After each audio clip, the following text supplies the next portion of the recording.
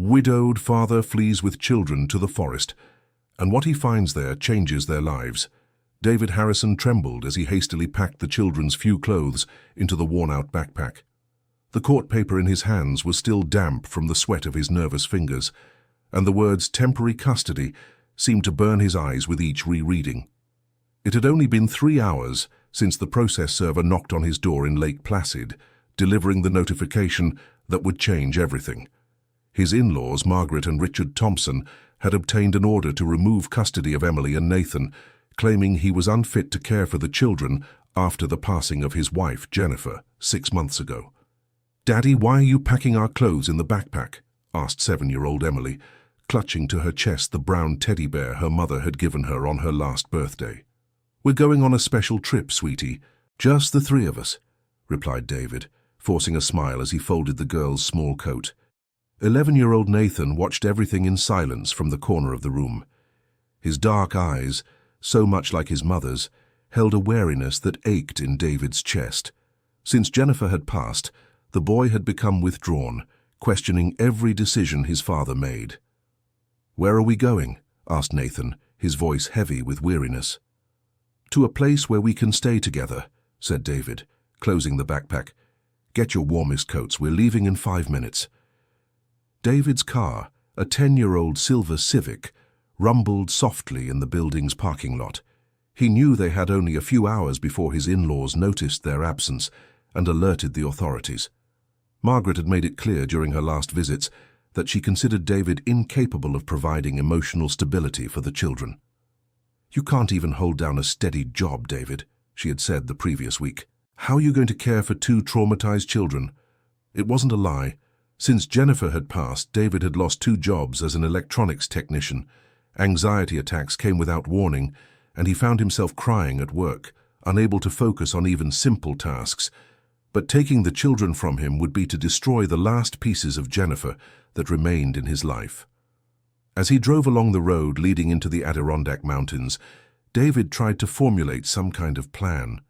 He had known those mountains since childhood, when his grandfather took him fishing in the creeks hidden among the trees. There were trails that didn't appear on any map, places where they could hide until they found a solution. "Daddy, I'm cold," said Emily from the back seat, wrapped in her blue jacket.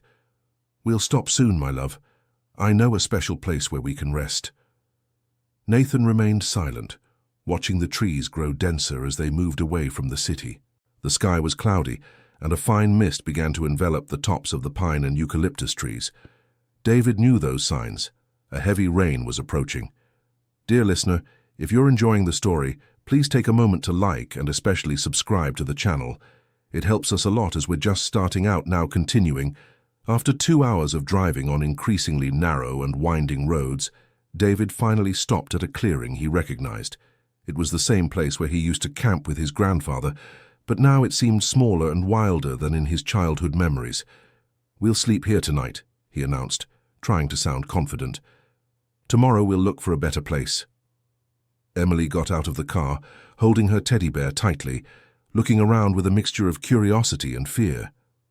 Nathan got out silently, but David could see the boy was worried about the whole situation. "Dad, we don't have a tent," Nathan observed. "We'll sleep in the car tonight. Tomorrow we'll get everything better organized," said David, trying to ignore the fact he hadn't planned absolutely anything beyond the escape. During the night, the forecasted rain arrived with force. The thick drops beat on the car roof, creating a constant noise that prevented anyone from sleeping deeply. Emily was stretched out on the back seat, covered with a blanket David had found in the trunk, but she was still shivering from the cold. "Daddy, my head hurts," she murmured around midnight. David turned and touched his daughter's forehead. It was hot, very hot. A fever. His heart raced as he tried to remember if he had brought any medicine. He rummaged through the backpack in the dark, finding only some expired paracetamol tablets. "Nathan, are you awake?" "I am," replied the boy, who clearly hadn't managed to sleep at all. "Your sister has a fever. I need to find help." "Help where, Dad?" "We're in the middle of nowhere." Nathan couldn't hide the irritation in his voice. "Why did we leave home? Grandpa and Grandma could have taken her to the doctor." David felt the weight of responsibility crush his shoulders. Nathan was right. In his hurry to flee, he had put the children in an even worse situation, but going back now would mean losing them forever. "I'll look for someone who can help," he said, more to himself than to the children. Dawn brought a dense fog that turned the forest into something almost unreal. Emily had spent the night moaning with fever, and David knew he needed to act quickly. He left Nathan looking after his sister inside the car and went out to explore the surroundings. He walked for almost an hour along poorly defined trails, following the distant sound of running water. His clothes were soaked with dew, and wet leaves stuck to his legs as he made his way through the vegetation. That's when he saw the smoke.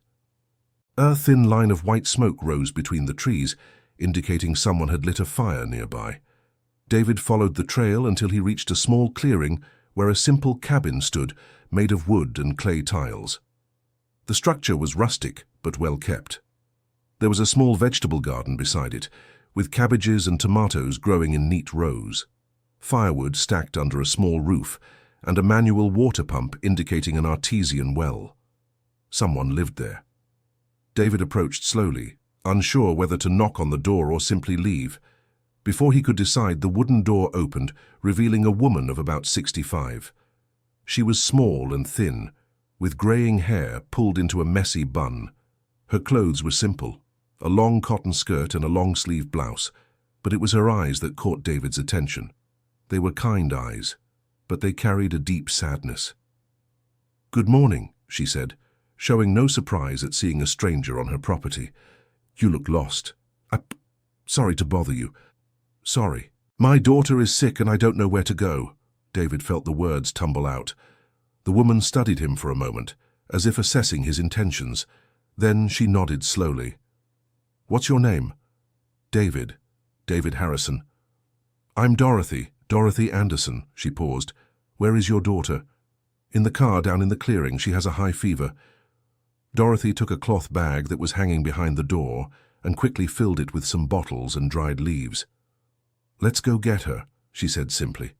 During the walk back, David felt compelled to explain something about his situation, but Dorothy walked in silence, focused on her own thoughts.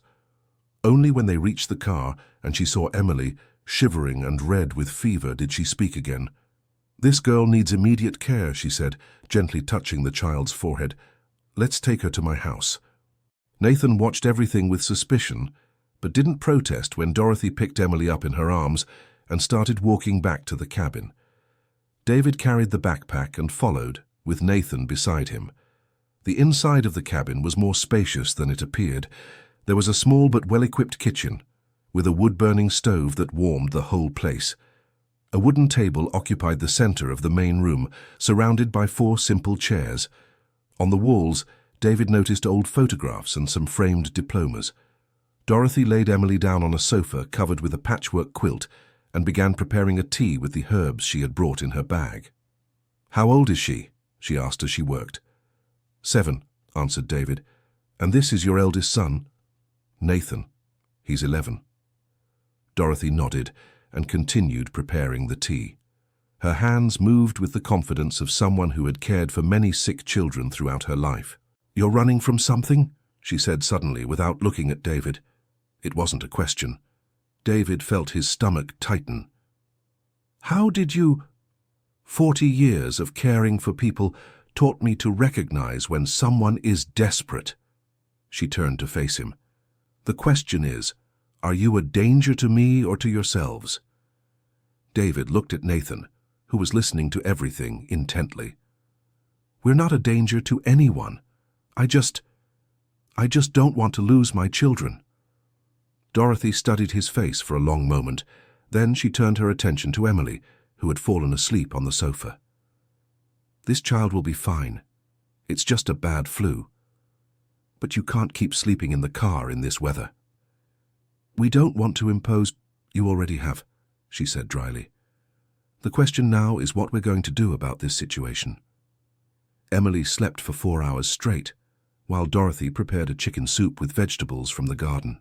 David tried to help, but she politely refused, suggesting he rest too. Nathan remained seated in a chair beside the sofa, watching his sister sleep.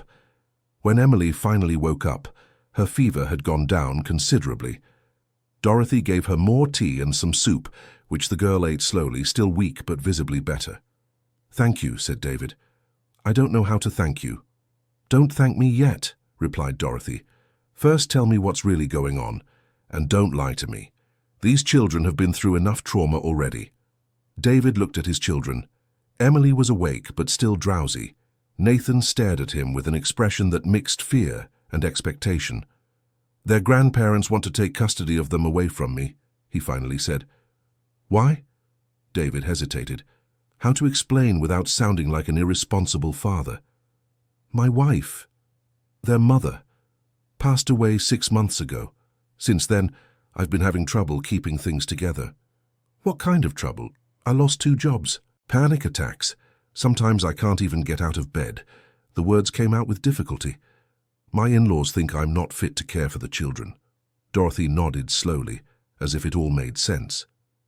"And you think running into the forest proves you are fit?" The question hit David like a punch. He lowered his head with no answer. "Dad," Nathan spoke for the first time since they had arrived at the cabin, "are you okay?" The simple question, asked with genuine concern, made David's eyes fill with tears. For months Nathan had only questioned him or ignored him. Hearing care in his son's voice was like a balm. "I don't know, son. I don't know if I'm okay." Dorothy watched the interaction in silence. Then she stood up and began clearing the soup bowls. "You're staying here tonight," she said. "Tomorrow we'll talk about what to do. We can't accept—" "I'm not asking. I'm informing." Her voice was firm, but not harsh. "This girl is still recovering, and you 3 need a decent night's sleep before making any decisions." Emily perked up a little upon hearing they would stay in the cozy cabin. Nathan, on the other hand, seemed worried. "What if the police are looking for us?" he asked. "No one will find you here tonight," replied Dorothy. "This property doesn't appear on any map." During the afternoon, while Emily rested, Dorothy showed Nathan how to feed the chickens she kept in a small coop behind the house. David watched from the kitchen window, seeing his son interact with the elderly woman. "He looks like you at that age," Dorothy commented when they returned. "You knew me when I was a child?" "Not you specifically, but I've cared for many boys with that same look." She poured strong coffee at the table. "The look of someone trying to be an adult before their time because they feel the adults around them don't know what they're doing." The observation stung because it was true. Nathan had taken on too much responsibility since Jennifer was gone. Often David found himself asking his 11-year-old son's opinion on decisions he should make alone. "Do you work with children?" "I did." Dorothy sat at the table with her own cup. "I was a nurse for 30 years. Then I specialized in home births. I've cared for hundreds of babies over my lifetime." "And now?" "Now I care for whoever shows up here needing help." She took a sip of coffee. "Which isn't many people. This area is quite isolated." "How long have you lived here?" Dorothy hesitated before answering. 8 years. I came here after I had no more reasons to stay in the city." There was something in the way she said it that discouraged David from asking more questions. Everyone there had their painful stories. When night fell, Dorothy prepared makeshift beds for everyone. Emily slept on the sofa, Nathan on a mattress on the living room floor, and David reluctantly accepted the single bed in a small room at the back of the house. Dorothy said she would sleep in the living room armchair to stay near Emily in case the fever returned, but David couldn't sleep. He lay in the dark, thinking about what he would do the next day. Going back home meant facing his in-laws and possibly losing the children. Continuing to run meant living as a fugitive, harming his children's development. Around midnight, he heard soft footsteps in the kitchen. He got up and found Dorothy preparing another tea. "Can't sleep either?" she asked. "Too many things on my mind." David sat at the kitchen table. "Want to talk about it?" "Sometimes it helps to talk with someone who isn't involved in the situation." David hesitated, but the kind expression on Dorothy's face encouraged him. "I don't know if I'm really a good father," he finally said. "Ever since Jennifer was gone, it seems like everything I do is wrong." "How did she pass?" "Car accident." The words still hurt to say. "She was coming home from work on a rainy night. A drunk driver hit her car. Dorothy nodded compassionately. And you feel guilty? I should have picked her up from work that night. She even said she was too tired to drive, but I was watching television and said it wasn't necessary. And do the boys know this? Nathan suspects. He's asked a few times why I didn't go pick up his mother. I never knew what to answer. Dorothy served the tea and sat at the table with him. Have you considered that maybe the grandparents aren't trying to take the children from you out of malice? David looked at her, surprised. What do you mean? Think from their perspective. They also lost their daughter. And now they see a son-in-law who's depressed, losing jobs, having panic attacks. Maybe they're genuinely concerned about the grandchildren's well-being.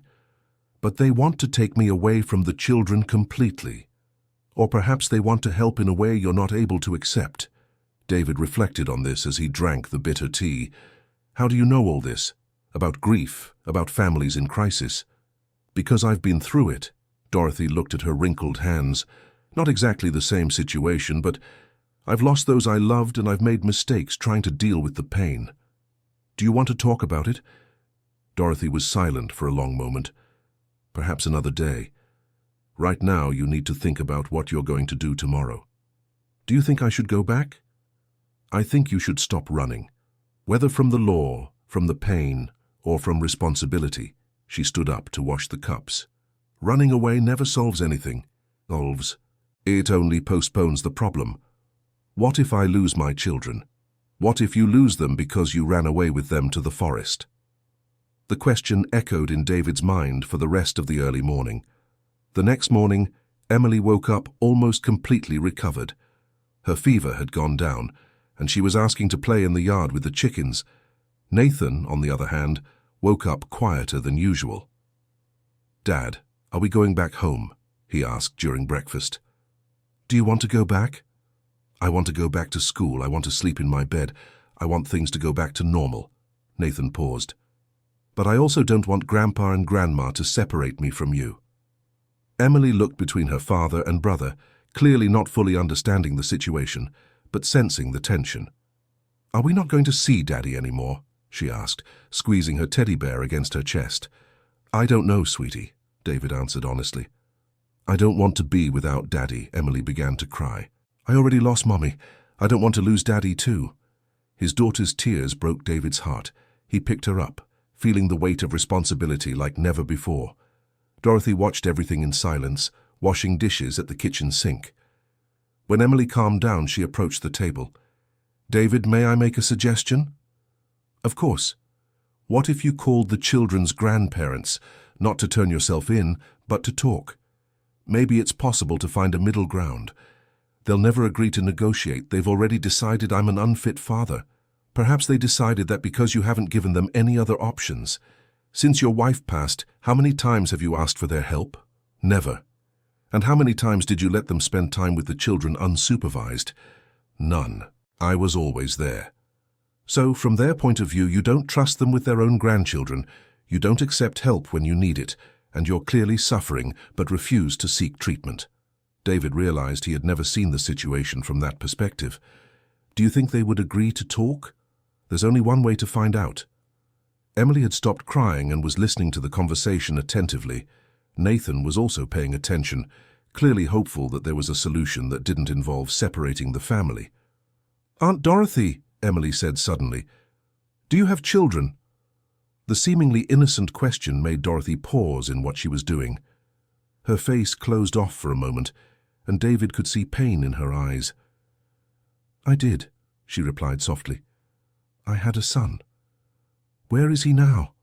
Emily continued with typical childlike curiosity. Far from here, Dorothy turned back to the sink, clearly not wanting to continue the subject. Nathan, more sensitive to adult feelings, nudged his sister to stop asking questions, but Emily, still recovering and more sensitive than normal, began to cry again. I didn't mean to make Aunt Dorothy sad, she sobbed. Dorothy immediately knelt beside the girl. You didn't make me sad, dear. It's just that sometimes adults get sad about things that happened a long time ago, not because of what children do. Like how I get sad about Mommy. Exactly like you get sad about Mommy. Emily seemed to understand and hugged Dorothy. who returned the affection with a tenderness that surprised David. It was clear the woman had experience caring for children, but there was something more, a genuine need to nurture and protect. Dear listener, if you're enjoying the story, take a moment to like and especially subscribe to the channel. It really helps us who are just starting out. Now, continuing. During the afternoon, while the children played in the backyard, Dorothy taught David how to prepare the medicinal tea that had cured Emily's fever. It's chamomile, lemon balm, and a bit of ginger, she explained, showing him the plants in her garden. My grandmother taught me this recipe when I was little. You learned a lot from your family. I learned some things. Others I had to figure out on my own, the hard way. David noticed she always changed the subject when the conversation approached her personal life. He respected her space, but his curiosity grew. Dorothy, can I ask a personal question? She looked at him cautiously. You can ask. I don't promise I'll answer. Why did you help us? You don't know us. We could have been dangerous. Dorothy smiled for the first time since they'd met. You showed up here desperate with a sick child, clearly not knowing what you were doing. If you were dangerous, you'd have made up a better story. And what if I really am an unfit father? Unfit fathers don't carry their children through the forest looking for help when they're sick. Unfit fathers let children suffer alone. The observation brought David momentary relief, but he knew his failures went beyond dedication to his children. But I can't hold down a job. I can't control my anxiety. Sometimes I can't even cook an egg without burning it. And you think that will improve by running away to the forest? No, but at least this way I don't lose the children. David. Dorothy stopped what she was doing and turned to look directly at him. You will lose the children if you continue on this path. Maybe not today, maybe not tomorrow, but eventually, because you can't raise healthy children when you yourself are not healthy. So what do I do? Accept help. Seek treatment. And stop seeing the children's grandparents as enemies. David was about to respond when he heard voices coming from the direction of the road. Male voices, aggressive, approaching the cabin. Dorothy heard them too and immediately called the children inside. Who could it be? Asked Nathan, worried. I don't know, Dorothy said, locking the door and closing the curtains. But it's better to stay away from the windows. The voices grew closer, and David could make out two men talking loudly about something that clearly upset them. One had a hoarse voice like a smoker's. The other spoke with a country accent, rolling his R's heavily. I know someone's here, Dorothy, shouted the hoarse voice. I saw smoke coming from your chimney last night. Dorothy sighed heavily. What do you want, Sebastian? She replied through the closed door. We want to know who the visitors are, and if they're paying to stay on your land. That's none of your business. Yes, it is. This whole region belongs to the Rocha family. You're only allowed to stay here because my brother took pity on you, but you can't take in strangers without our approval. David felt his blood run cold. If these men decided to call the authorities, all would be lost. Dorothy, he whispered. Who are these men? Neighbors, she replied quietly. Owners of several properties around here. Sebastian is troublesome, always stirring up trouble. Dorothy. The hoarse voice sounded again. Either you open this door, or I'll go get my cousin who works at the police station in Lake Placid. Emily was clutching her teddy bear, clearly frightened. Nathan positioned himself in front of his sister, trying to protect her. David felt he needed to do something. Let me talk to them, he said. No, Dorothy was firm. You don't know Sebastian. He's capable of creating trouble just for the pleasure of it. But he already suspects someone is here. If I hide, it will make the situation worse. Dorothy thought for a moment, then nodded reluctantly. But let me speak first, and don't mention why you're here. She unlocked the door and opened it just a crack. What exactly do you want, Sebastian? Outside appeared a tall, thin man, about 50 years old, with an unkempt beard and clothes stained with dirt. Beside him was another man, shorter and fatter, who David presumed was the mentioned brother. We want to meet your friends, said Sebastian, trying to peek over Dorothy's head. They're people going through a hard time. I'm helping them temporarily. What kind of hard time? The fat man spoke for the first time. David realized he couldn't let Dorothy face the situation alone. He approached the door. "Good morning," he said, trying to sound calm. "I'm David Harrison. I'm here with my children." Sebastian looked him up and down, clearly assessing whether he represented some kind of threat or opportunity. "Where did you come from?" "From Lake Placid," David answered honestly. "And what are you doing here?" "Going through a difficult period. Mrs. Dorothy was kind enough to take us in temporarily." "What kind of difficult period?" Sebastian insisted. David hesitated. How to explain without creating more trouble? "Family matters," he said vaguely. "Ah, I see." Sebastian's smile turned malicious. "Running from an ex-wife, huh? Or behind on child support?" "It's nothing like that." "Then it must be from the law." Sebastian turned to his brother. "Walter, what do you think? Is it worth notifying our cousin Lieutenant Miller?" David's heart raced. If they really knew someone in the police, it would all be over. "Listen," he said, trying to keep his voice calm. "I'm not running from any crime. I just need a few days to sort out personal problems." "And are you going to pay for using the property?" asked Walter. "Pay? Dorothy may have a soft heart, but this land belongs to our family. Nobody stays here for free." Sebastian crossed his arms. "It's $500 a week." It was an impossible amount. David had at most $200 in cash, and his card was blocked by the banks due to overdue bills. "I don't have that money," he said honestly. "Then you'll have to leave." Sebastian turned to go. "You have until tomorrow morning. After that, I call my cousin." "Wait." Dorothy stepped out of the cabin. "Sebastian, you know very well I have permission to have visitors. Your own brother John gave me that assurance when I came to live here." "John isn't around anymore to confirm that, is he?" Sebastian's smile became even more unpleasant. "And the rules have changed." "What rules?" "The family decided this property needs to generate income. Either you pay or you leave."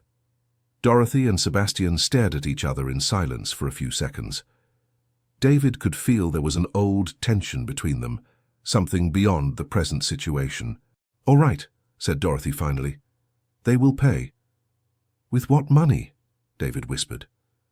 "Leave it to me," Dorothy replied softly. Then she addressed Sebastian. "They will pay $500 a week, but I want a signed receipt guaranteeing they can stay as long as they're paying." "You don't need a receipt." "Yes, we do. If you're going to charge as a legal business, then let's do everything by the book." Sebastian didn't like the condition, but he agreed, grumbling. They scheduled for him to return the next day with the papers. After the two men left, David turned to Dorothy, worried. "I can't let you pay for me. And where are you going to get $500 a week?" "I have some savings," she said simply. "This isn't right." "What isn't right is you worrying about that now. We have more important matters to settle." Nathan and Emily came out of the hiding spot where they had stayed during the tense conversation. "Dad, were those men bad?" asked Emily. "They're not bad, sweetie. They're just looking after their property." "But they talked like they were bad," observed Nathan. The sharp perception of the 11-year-old boy surprised David. Nathan was right. There was something intimidating in the way Sebastian had behaved. "Some adults don't know how to speak politely," explained Dorothy. "But that doesn't mean we should be afraid of them." "What if they really do bring the police?" asked Nathan. The question everyone had been avoiding was finally asked. David looked at Dorothy, who sighed heavily. "Then we'll have to deal with that situation when it comes," she said. "But for now, let's worry about what we can control." That night, after the children went to sleep, David and Dorothy sat in the kitchen for a serious talk. "You can't keep spending your money on me," said David. "You've already helped me too much." "David, can I tell you something you might not want to hear?" "Of course.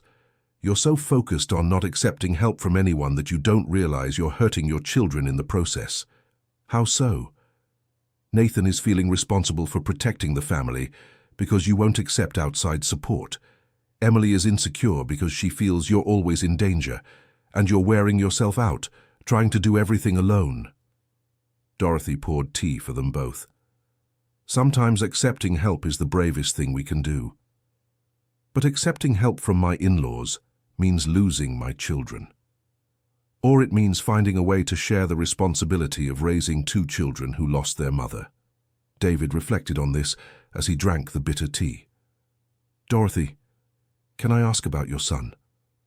She tensed up, but didn't immediately refuse to answer like she had other times. "What do you want to know? How did you lose him?" Dorothy was silent for so long that David thought she wouldn't answer. Then, in a low voice, she began to speak. "He didn't pass away. He walked away from me by his own choice." "Why?" "Because I made the same mistake you're making now." She looked directly at him. "When his father left, I refused to accept any kind of help. I wanted to prove to everyone that I could raise my son alone, that I didn't need anyone. And that affected your relationship with him. He grew up seeing his mother always stressed, always struggling, always rejecting offers of help from family and friends. When he became a teenager, he started questioning why our life had to be so hard. And then, he went to live with his father's family when he turned 16. He said he was tired of seeing his mother suffer and refused to accept solutions." The revelation left David silent. There were many similarities between Dorothy's story and his own situation. "And now? Do you talk?" "We haven't spoken in 8 years." The pain was evident in her voice. "That's why I came to live here, to try to understand where I went wrong and maybe one day be able to ask for his forgiveness." "Does he know where you are?" "He knows. I left my address with some mutual relatives, but he's never tried to make contact." David felt a deep connection to Dorothy's pain. They had both lost loved ones and were dealing with the consequences of decisions made in desperation. "Do you regret coming here?" "I regret many things. But coming here taught me something important." "What?" "That running from problems doesn't solve them. It only turns them into bigger problems." She stood up to wash the cups. "That's why I think you should call the children's grandparents. What if they don't want to talk? Then at least you tried. And your children will see that you tried."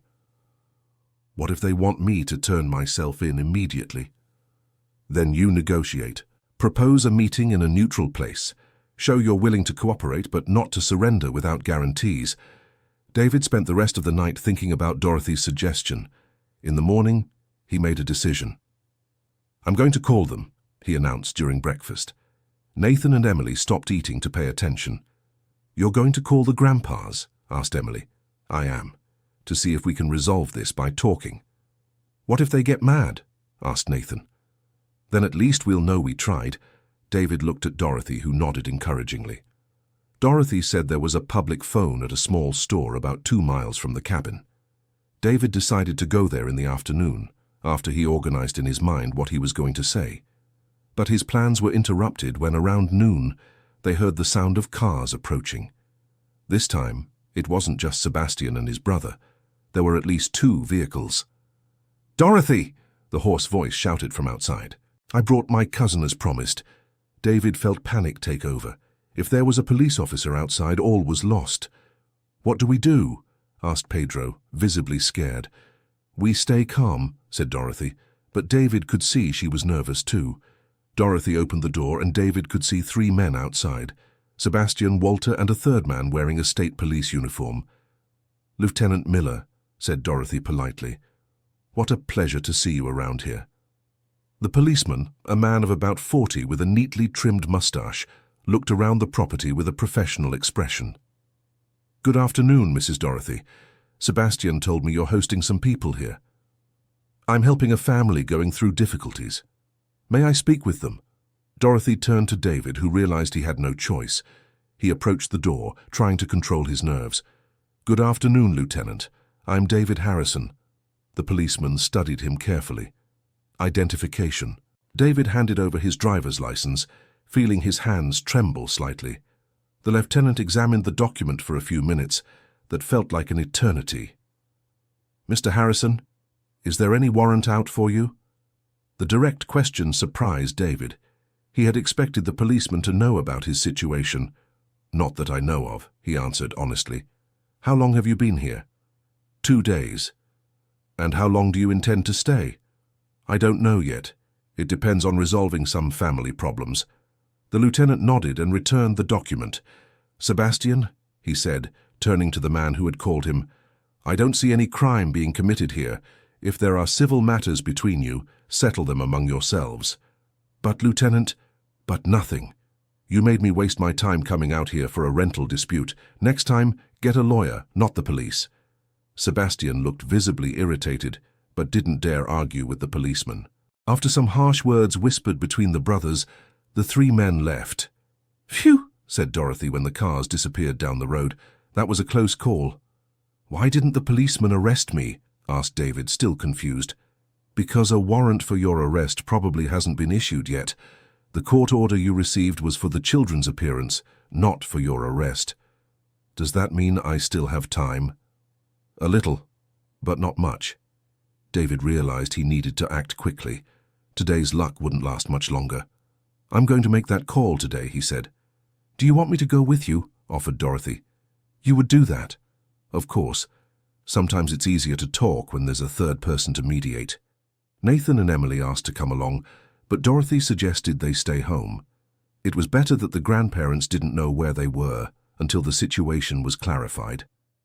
The walk to the small store took 40 minutes through narrow trails. The establishment was simple, an old house converted into a grocery store, with a few plastic tables outside where locals played dominoes. The owner, Mr. Manuel, had known Dorothy for years and allowed them to use the public phone located in the back of the store. David hesitated with his hand on the phone, not knowing exactly what to say. "Take a deep breath," advised Dorothy. "Remember, you're calling to find a solution, not to turn yourself in." David dialed his in-law's home number. Margaret answered on the second ring. "Hello?" "Margaret, it's David." The silence on the other end of the line lasted several seconds. "David, where are you? Where are the children?" "We're fine. Can I speak with you and Richard?" "You disappeared with my grandchildren. Of course you can't speak with us. You have to bring them back right now." "Margaret, please listen to me. I want to talk about a solution to this whole situation. The only solution is for you to return the children immediately." David looked at Dorothy, who gestured for him to stay calm. "Margaret, I understand you're worried. I would be too in your place. But running away wasn't the best decision, I know that. Then come home now." "Can I propose something?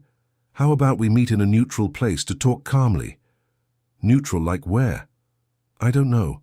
A restaurant? A town square? Some public place where we can talk without pressure." Margaret fell silent, and David could hear her talking with Richard in the background. "Richard wants to talk to you," she said finally. "David." His father-in-law's voice sounded tired. "Son, you need to understand we are very worried." "I know, Richard. I know I've made many mistakes these past months. It's not the mistakes that worry us. It's seeing you suffering and not accepting our help." The sincerity in his father-in-law's voice surprised David. "What do you mean?" "We've tried to help you dozens of times since Jennifer passed. We offered to take care of the children when you needed to work, to pay for psychological treatment, to help with the household bills, but you always refused." I didn't want to be a burden to you." "A burden? David, you're our son-in-law. Nathan and Emily are our only grandchildren. How could you be a burden?" David felt his eyes filling with tears. Dorothy put an encouraging hand on his shoulder. "Richard, do you really want to take the children from me?" "We don't want to take the children from you. We want to make sure they are being properly cared for while you recover." "What if I accept help? What if I agree to get treatment? Then we talk about how to share responsibilities in a way that's good for everyone." David looked at Dorothy, who nodded encouragingly. "Richard, would you agree to meet with me to talk in person? I've brought a friend who can help mediate the conversation." "Where are you?" "In a small town near Lake Placid. I can explain better when we meet." Richard spoke with Margaret again, and David could hear an animated discussion in the background. "David," said Richard finally, "we can meet tomorrow afternoon in Lake Placid. Do you know the Old Mill restaurant in the town square?" "Yes, I do. 2 in the afternoon, but there's one condition." "What?" "You bring the children. We need to see that they're okay." David hesitated. Bringing the children meant there would be no way to escape if things went wrong. "All right," he finally agreed. "But it's a meeting to talk, not to take the children away on the spot. Understood. We'll also bring our lawyer just to make sure everything is done legally. Can I bring my friend? You may. After hanging up, David felt simultaneously relieved and terrified. There was a real possibility of resolving the situation, but also a huge risk of losing everything. How are you feeling? Asked Dorothy as they walked back. Scared, but also hopeful for the first time in months. That's normal. Change is always scary, even when it's for the better. What if it all goes wrong? What if it all goes right? How can I know if I'm doing the right thing? Dorothy stopped on the trail and turned to look at him. David, you've spent the last few months making decisions based on fear. Fear of losing your children, fear of being inadequate, fear of accepting help. And where has that led you? To the forest, running from the law. Exactly. Now you're trying to make a decision based on love for your children and the desire to do what's best for them. Even if it goes wrong, you'll know you tried to do the right thing. What if I lose them anyway? Then you'll fight to get them back the legal way. But with treatment, a stable job and family support, your chances of success will be much higher. When they got back to the cabin, Nathan and Emily ran to meet them, eager to know the outcome of the call. So, Dad? Asked Nathan. How did it go? We're going to meet with your grandparents tomorrow to talk. Talk about what? Asked Emily. About how we can be a happy family again, said David, picking up his daughter. Grandpa and Grandma won't try to separate us anymore, asked Nathan. They never wanted to separate us, son. They were just worried because I wasn't able to take good care of you. And now you can. Emily's innocent question went straight to the heart of the problem. David looked at Dorothy, seeking guidance. Now I'm going to accept help so I can, he finally said, and that will make all the difference. Nathan seemed satisfied with the answer, but Emily still had doubts. Is Aunt Dorothy coming with us? She asked. If she wants to, replied David. Of course I am, said Dorothy. You're my family now, too. That night was the first in months that David slept without nightmares.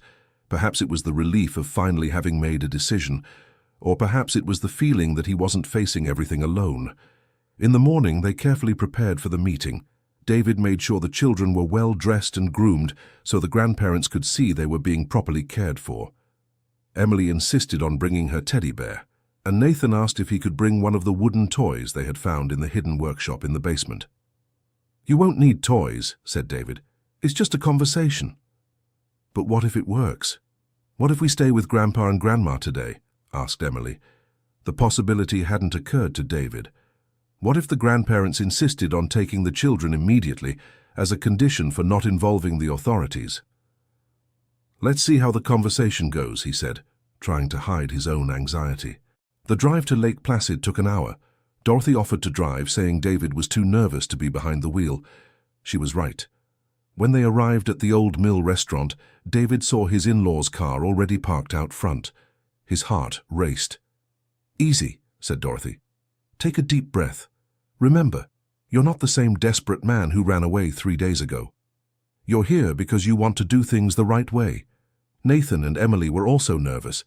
It had been weeks since they'd seen their grandparents, and the last time had been under tense circumstances, just before David received the court order. Everything will be fine, said David, more to convince himself than the children. They entered the restaurant and found Margaret and Richard seated at a table in the back, accompanied by a man in a suit who was clearly the mentioned lawyer. When they saw the children, the grandparents' faces lit up. Nathan, Emily! Margaret stood up and opened her arms. The children ran to hug their grandparents, and David felt a mix of relief and fear seeing the emotion of the reunion. Grandma, I missed you, said Emily, clinging to Margaret's neck. I missed you too, my dear. Are you okay? Are you being well taken care of? Nathan nodded, but then looked at his father as if asking for permission to speak. You can tell them about our adventure, said David. Adventure? Asked Richard, raising an eyebrow. Daddy took us to the forest, recounted Emily, and I got sick, but Aunt Dorothy cured me with special tea. Margaret and Richard looked at Dorothy for the first time, clearly curious about who this woman was. This is Dorothy Anderson, said David. "She took us in when Emily got a fever." "Nice to meet you," said Dorothy, greeting the grandparents. "David has told me a lot about you." "And you are?" asked the lawyer, intervening in the conversation. "I'm a retired nurse. I've lived in the area for a few years and have experience mediating family conflicts." The lawyer, who introduced himself as Mr. Wilson, nodded and suggested everyone sit down to talk. "First of all," said Margaret, "we want to know if the children are really okay." "We are, Grandma," replied Nathan. "Dad took care of us the whole time." "And Aunt Dorothy taught Dad how to make tea for when I get sick again," added Emily. Richard turned to David. "Son, we want to understand why you ran away instead of talking to us about the situation." David took a deep breath before answering. "Because I was afraid of losing the children, and because I didn't know how to ask for help." "But we always offered help," said Margaret. "How many times did we offer to care for the children, to help with bills, to pay for treatment?" "I know, and I always refused because I thought accepting help meant admitting I was an inadequate father." "And now?" asked Mr. Wilson. "What changed?" David looked at Dorothy, who gave him an encouraging smile. "Now I understand that accepting help doesn't make me inadequate. It makes me human." "What exactly are you proposing?" asked Richard. "I'm proposing that we work together to care for the children while I seek treatment and professional stability." "How would that work in practice?" asked Mr. Wilson. David had thought about this all morning. "You could care for the children during the day while I work and attend therapy. At night and on weekends they stay with me, and we make all important decisions together." Margaret and Richard exchanged looks. "How long would this work for?" asked Margaret. "Until I can demonstrate that I'm capable of caring for them alone again, with professional monitoring to evaluate my progress." "And if you can't recover?" asked Mr. Wilson. "Then I'll accept that it might be best for the children to stay with their grandparents permanently." The admission was painful to say, but David knew he needed to be honest. Dorothy intervened in the conversation. "If I may," she said, "I believe David has already shown great improvement in the last 3 days." "How so?" asked Margaret. "He made difficult decisions to protect the children when Emily got sick. He accepted help from a stranger, and more importantly, he is here willing to negotiate instead of continuing to run." "It's true," admitted Richard. "The David of 3 months ago would never have called to schedule this meeting." Mr. Wilson made some notes on a notepad. "Mr. David, would you be willing to undergo mandatory psychological monitoring?" "Yes." "And do you accept that a social worker makes periodic visits to assess the family environment?" "I accept." "And do you agree to keep the grandparents informed about any changes in the children's routine?" "I agree." Nathan and Emily followed the conversation in silence, clearly trying to understand what all of that meant for them. "Daddy," said Emily finally, "does this mean we won't run away to the forest anymore?" "No, sweetheart. We don't need to run from anything anymore." "And will we keep living in our house?" asked Nathan. "We will, but now with Grandpa and Grandma's help." "And Aunt Dorothy?" asked Emily. "Is she going to live with us?" The question surprised everyone. Dorothy had become an important part of the children's lives in just 3 days. "Aunt Dorothy has her own house in the forest," explained David. "But she can visit us whenever she wants." "Actually," said Dorothy, "I was thinking maybe about moving back to the city. I've lived too isolated for too long." "Really?" asked Emily excitedly. "Really. And if you want, I can help take care of you too." Margaret and Richard exchanged glances again. "Dorothy," said Margaret, "since we don't know you, we'd be more comfortable if there were some references." "Of course," Dorothy smiled. "I can give you the contacts of the hospital where I worked for 30 years and of several families in the area where I performed home births." Mr. Wilson noted the information and suggested a 3-month trial period with a review of the situation at the end. "And the legal matter?" asked David. "The court order. If everyone agrees to this arrangement, I can draft a commitment agreement that temporarily suspends the legal action," said Mr. Wilson. "But any failure to comply with the agreement will result in the immediate resumption of the proceedings." "I agree," said David. "We do too," said Margaret and Richard in unison. Emily clapped her hands, Clearly happy with the resolution, Nathan smiled for the first time in weeks. "Then it's decided," said Mr. Wilson. "I'll prepare the documents and schedule the first appointments with the psychologist and the social worker." When they left the restaurant, the atmosphere among everyone was much lighter. The children walked between their grandparents and their father, telling details about their adventure in the forest. "David," said Richard, approaching, "thank you for calling us. Thank you for agreeing to talk." "We want this to work," said Margaret, "for the children's sake and for yours too." "It will work," said Dorothy. "I'm sure."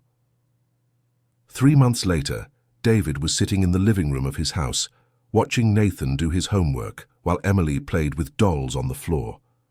Dorothy was in the kitchen preparing dinner, and in 15 minutes Margaret and Richard would arrive for the final evaluation. Life had changed completely. David had gotten a stable job as a technician at a medical equipment company. He was in therapy twice a week and taking medication for anxiety, which had drastically reduced his panic attacks. The children were visibly happier and more secure. Nathan had started trusting his father again, and Emily hardly had nightmares anymore. Dorothy had moved to a small apartment in downtown Lake Placid and worked part-time as a consultant at a local maternity hospital. She had dinner with them at least 3 times a week and had become a maternal figure for both the children and David. "Dad," said Nathan, looking up from his notebook, "remember when we ran away to the forest?" "Of course I remember. Why?" "Sometimes I think it was the best thing you ever did." "How so?" "Because that's where we found Aunt Dorothy, and that's where you learned to accept help." David smiled. Nathan was right. Running away had been the wrong decision for the wrong reason, but it had led to the right outcome. "And you, Emily?" asked David. "What do you think about everything that happened?" "I think we're a really big family now," she said, pointing to everyone present. "There's you, there's Nathan, there's the grandparents, there's Aunt Dorothy. It's really cool to have a big family." The front door opened, and Margaret and Richard entered as they did every day after work. "How was everyone today?" asked Margaret, kissing the children's foreheads. "Good. Daddy taught me how to make a paper airplane at lunchtime," Emily shared. "And I got an A on my math test," added Nathan. "Dorothy," Richard called from the kitchen, "something smells really good in there." "Chicken stroganoff," she replied, "the kids' favorite dish." Mr. Wilson arrived promptly at 7 for the final evaluation. He spoke separately with each family member, observed the dynamics during dinner, and reviewed all medical and school reports from the last 3 months. "Well," he finally said when everyone gathered in the living room, "I'm pleased to report that the family situation is completely stabilized." "Does that mean everything can stay as it is?" asked David. "It means the court order will definitely be dismissed. You no longer need legal supervision." "And the psychological follow-up?" asked Margaret. "That's up to David. I recommend continuing, but it's no longer mandatory." Emily stood up and hugged her father. "Daddy, now no one can ever separate us?" "Never again, sweetheart. Never again." Nathan joined the hug, followed by the grandparents, and finally by Dorothy. "I knew it would all work out," whispered Dorothy. "How did you know?" asked David. "Because you had enough love to make the right choices. You just needed help figuring out what those choices were." 6 months later, David was driving down the road, leading to the forest cabin, with Nathan and Emily in the back seat. It was the first day of a special weekend they had planned. "We're here," he announced, parking in the same clearing where they had slept in the car on that first terrible night. But now the clearing was transformed. In place of the wild vegetation, there was a small organized camping area with picnic tables and a proper fire pit. "Wow!" exclaimed Emily. "It looks so different. Is this where we're camping?" asked Nathan. "Yes," said David. "But first, we're going to visit someone." They walked the familiar trail to Dorothy's cabin. She was waiting in the yard, smiling broadly. "You're here," she said, hugging the children. "How are my dears?" "Aunt Dorothy!" Emily ran into her arms. "I brought my new teddy bear for you to meet." Dorothy had given Emily a new teddy bear for Christmas, but the girl insisted on keeping the old one too, saying they were brothers. "And I brought the pictures from the school exhibition," said Nathan, showing an envelope. That wooden table we made here got first place." "I'm so proud," said Dorothy, examining the pictures. Over the last few months, they had transformed the old woodworking shed into a small family workshop. On weekends, David, Nathan, and even Emily would create small wooden objects. Some they sold at the Lake Placid Craft Fair. Others they kept as keepsakes. "How are the preparations for tomorrow?" asked David. "All set," said Dorothy, with a special sparkle in her eyes. He arrived this morning. The next day was a very special day. After almost 9 years without contact, Dorothy's son had finally responded to her letters and agreed to come visit her. The first meeting would be the next day, and Dorothy was simultaneously anxious and excited. "Are you nervous?" asked Emily, with the typical sensitivity of children. "A little bit," Dorothy admitted. "But it's a good kind of nervous. Like when you guys got nervous to meet your grandparents that day at the restaurant. And everything worked out that day," observed Nathan. "Everything will work out tomorrow, too." During the afternoon, they worked together in the workshop, finishing a special project, a carved wooden picture frame that would be Dorothy's gift for her son. "I think he'll like it," said David, observing the finished work. "I hope so," Dorothy smiled. "But even if he doesn't, at least I'll be able to apologize in person." "Apologize for what?" asked Emily. "For being too stubborn to accept help when he was a child. Just like your daddy was stubborn about accepting help too." "But you both changed," observed Nathan. "People can change, right?" "They sure can," said Dorothy. "It's one of the most beautiful things in life." That night, they camped in the clearing as they had planned. But this time it was different from anything before. They had a proper tent, enough food, and most importantly, they were there by choice, not out of desperation. While the children slept in the tent, David and Dorothy sat by the campfire, talking about how their lives had changed. "Do you regret anything?" asked David. "I regret waiting so long to come out of my isolation," she said. "And you?" "I regret taking so long to ask for help, but I don't regret running away to the forest." "Why?" "Because that's how I found you, and that's how I learned that sometimes we get lost to find the right path." The next day, they returned to the city and met with Margaret and Richard for Sunday lunch, as had become tradition. During the meal, David received a message from Dorothy. "Everything went well. He forgave me. Thank you for teaching me that it's never too late to start over." David showed the message to everyone at the table. "That's wonderful," said Margaret. "Dorothy deserves to be happy." "We all deserve to be happy," said Richard. "Sometimes we just need help remembering that." Emily was playing with her teddy bears on the table, creating little stories where they got lost and found each other again. "Daddy," she said suddenly, "can I ask you something?" "Of course, sweetheart." "If Mommy were here, would she be proud of our big family?" The question caught David off guard. He looked around the table. Nathan focused on his plate, but clearly listening. Margaret and Richard waiting for his answer with caring expressions. "I think so," he said finally. "I think she would be very happy to see how we all take care of each other." "And would she like Aunt Dorothy?" "I'm sure she would. Your mother always liked people who take care of those in need." Nathan looked up from his plate. "Dad, can I tell you something I've never told you?" "Of course." "Sometimes I'm still mad at you for not going to pick up Mom that night." Silence settled over the table. It was the first time Nathan had directly verbalized that feeling. "And it's okay for you to be mad at me for that," said David, "because I'm still mad at myself too. But now I understand that sometimes people make mistakes even when they want to do everything right." "That's true."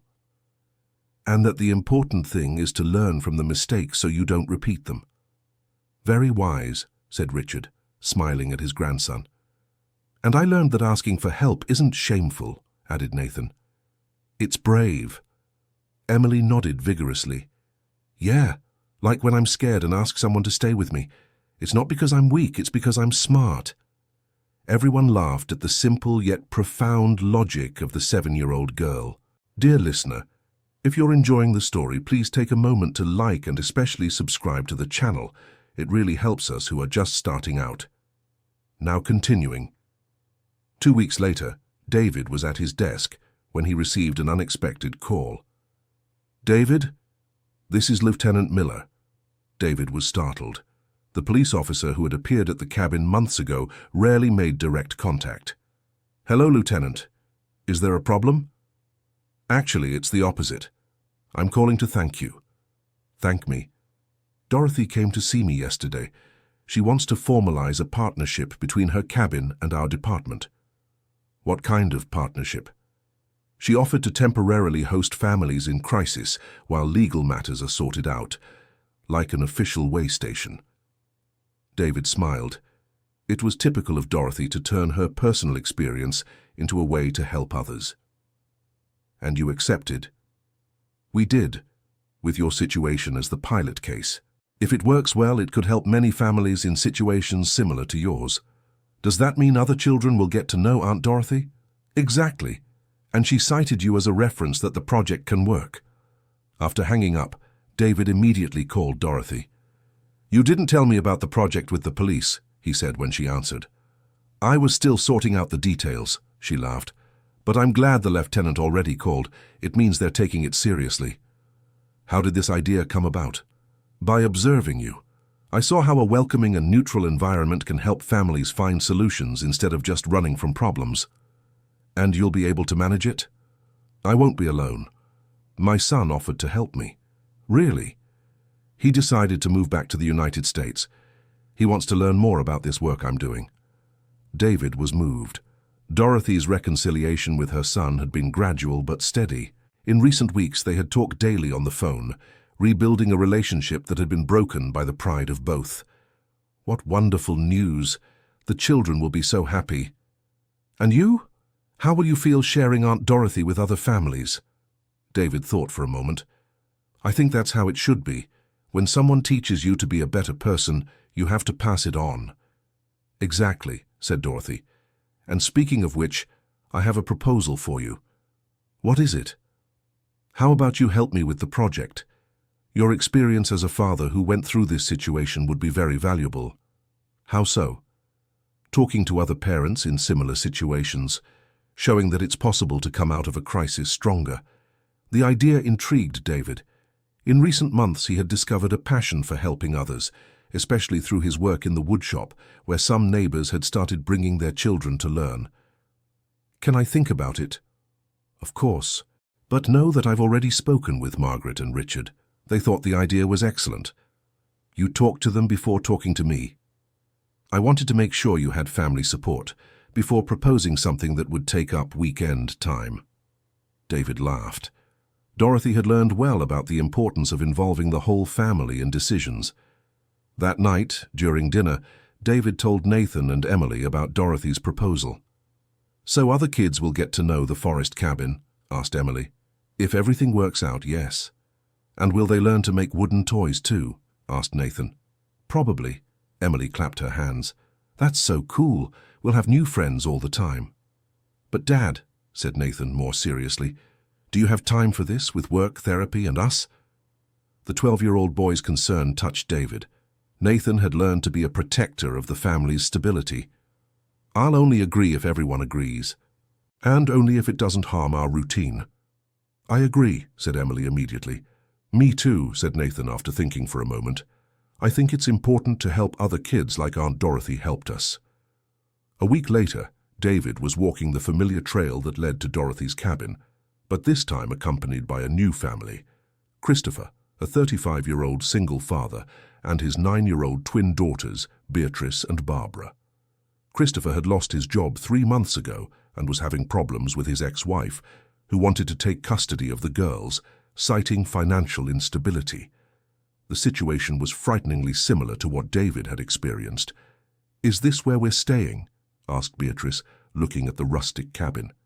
"This is it," replied Dorothy, coming out to greet them. "And you're going to love it." Barbara hid behind her father, clearly intimidated by the new environment. "You don't need to be afraid," said Emily, who had insisted on accompanying her father on this first visit. "Aunt Dorothy is the nicest person in the world." "And she has chickens," added Nathan. "Want to see them?" The twins perked up at the mention of the animals and were soon chasing the chickens in the yard, their worries momentarily forgotten. "How are you feeling?" David asked Christopher as they watched the girls play. "Scared, confused, like I've failed them," Christopher sighed. "Just like you described feeling. And it's normal to feel that way, but it doesn't mean you've actually failed. How can I be sure? Look at your daughters." David pointed to Beatrice and Barbara, who were now helping Nathan feed the chickens. "They trust you, they love you, that's not nothing." Dorothy approached the two men. "Christopher, how about we talk about a plan for the next few days?" "Sure. First, we'll take care of the girls. They need to feel safe and loved while you sort out your issues. Second, we'll work on strategies to deal with your practical problems. And third, we'll think about how to communicate better with your ex-wife. And if it doesn't work? Then we try another approach," said David, "but giving up is not an option." For the next 3 days, David divided his time between work and visits to the cabin to support Christopher. It was interesting to observe the situation from an outside perspective, without the desperation that had clouded his own judgment months ago. Christopher was a good father, but was paralyzed by anxiety. His daughters were well cared for and happy, but he couldn't see it through his own insecurity. "You know what I noticed?" David said to Dorothy one afternoon. "Christopher has the same fears I had, but for him it's easier to see their irrational fears." "That's how it is," replied Dorothy. "It's always easier to see the solutions in other people's problems. How did you do that with me? How did you help me see what was obvious to everyone but me?" "With patience, and by showing you that you weren't alone." On the third day, Christopher managed to get a meeting with his ex-wife, mediated by a family counselor. David offered to accompany him for moral support. "I don't know what to say to her," Christopher said in the car on the way to the meeting. "Tell the truth, that you love the girls, that you're going through a hard time, but that you're seeking help. And if she doesn't believe me, then you show her through your actions, not your words." The meeting was tense, but productive. Christopher's ex-wife, Fiona, was genuinely concerned about the girls' well-being, not trying to hurt Christopher out of spite. "I just want to make sure they're safe," she said to the counselor. "And that's understandable," replied Christopher. "I want that too." "Then let's work together to find a solution," the counselor suggested. By the end of the meeting, they had established a plan similar to what David had done with his in-laws, shared custody with professional supervision for 3 months. "It worked," said Christopher, incredulous, as they left the meeting. "Of course it worked," replied David. "When two people want what's best for the children, it's always possible to find a solution." 2 months later, Dorothy's project had become official. The cabin in the forest was now a state-recognized transitional home, and 3 families had already been successfully helped. David had become an official volunteer, dedicating some weekends each month to counsel other parents in difficult situations. Nathan and Emily often accompanied him and had become little experts in helping other children adapt to the cabin environment. "Dad," said Nathan one afternoon as they worked in the woodworking shop with another family, "are you happy?" The question surprised David. He stopped what he was doing and looked around.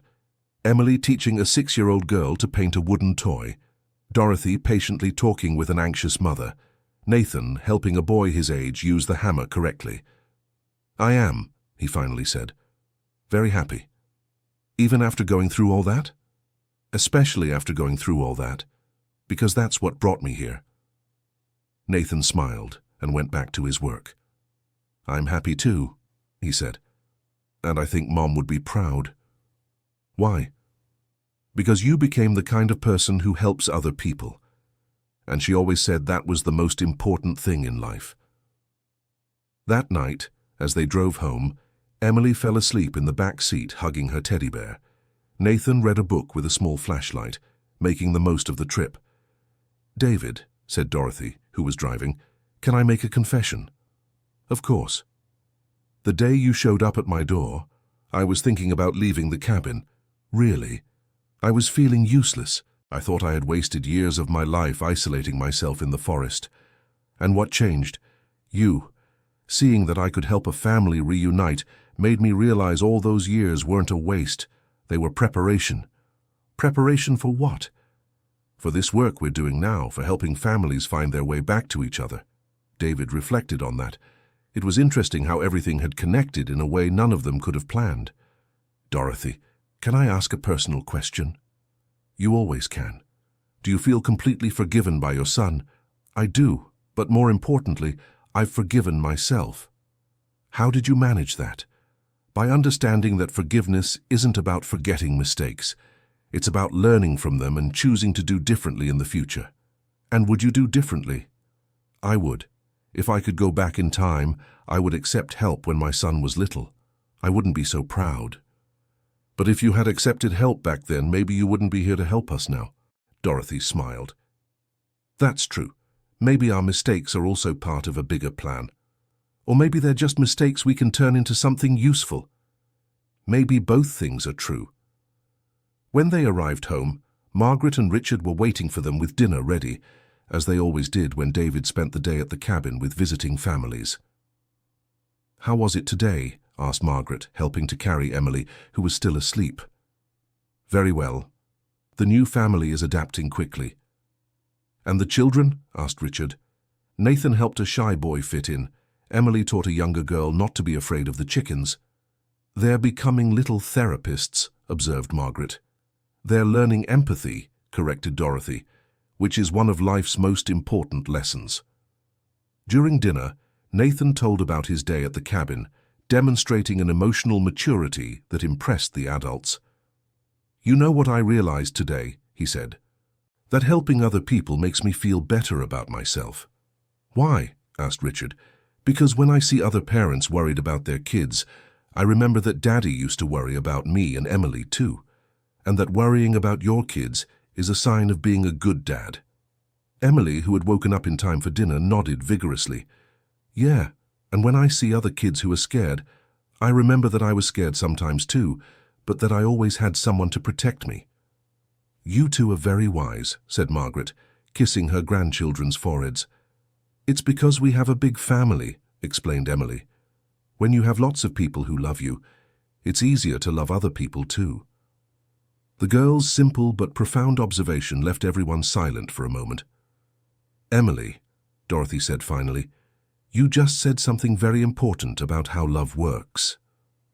"How?" "Love doesn't shrink when we share it. In fact, it grows." "How so?" "The more people we love, the more capable we become of loving even more people." Nathan seemed to understand the idea. "It's like those loaves of bread Grandma Margaret makes. She always makes too much, but there's always someone to eat it. And in the end, everyone is satisfied." Everyone laughed at the boy's creative analogy. "Exactly like Grandma's loaves," agreed Dorothy. 6 months later, David was standing in front of a group of 15 parents in crisis situations, in a meeting room at the Lake Placid Community Center. Dorothy had expanded the project to include support groups in the city, in addition to the work at the cabin. "Good afternoon, everyone," said David. "My name is David Harrison. I'm a medical equipment technician, father of 2 wonderful children, and a year and a half ago I ran away with my kids into a forest because I thought I was going to lose them." Some people smiled. Others looked shocked. It was always like this when he began his presentation this way. "I know it sounds crazy, and at the time it really was. But today I'm here to tell you how that desperate decision led me to the best phase of my life." For the next hour, David shared his story. The unprocessed grief, the refusal to accept help, the impulsive flight, the meeting with Dorothy, and most of all, the long process of family reconstruction. "The hardest part," he said, "wasn't admitting I was wrong. It was accepting that it was okay to receive help." A woman at the back of the room raised her hand. "How did you convince the children's grandparents not to take them away from you for good?" "I didn't convince them," replied David. "I demonstrated. Through consistent actions over time." A young man asked, "How long did it take for you to feel confident as a father again?" "I'm still building that confidence every day," David said honestly. "The difference is that now I know I don't have to do it alone." After the meeting, several people approached David to talk individually. One situation caught his attention. A woman of about 40, accompanied by an 8-year-old girl who was hiding behind her mother. "My name is Sandra," said the woman. "This is my daughter Julia. We're going through a complicated situation." "Would you like to talk?" offered David. Sandra explained that she had recently separated from an abusive husband and was struggling to maintain financial stability while dealing with her daughter's psychological trauma.